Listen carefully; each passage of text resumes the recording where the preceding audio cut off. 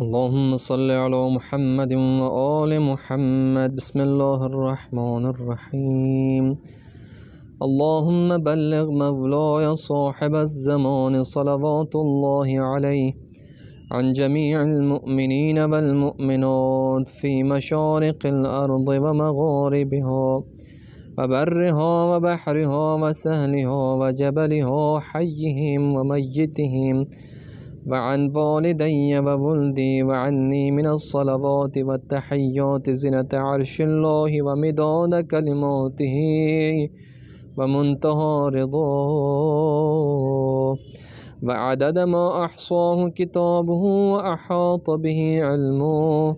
اللهم إني أجدد له في هذا اليوم وفي كل يوم عهدا وعقدا وبيعة في رقبتي.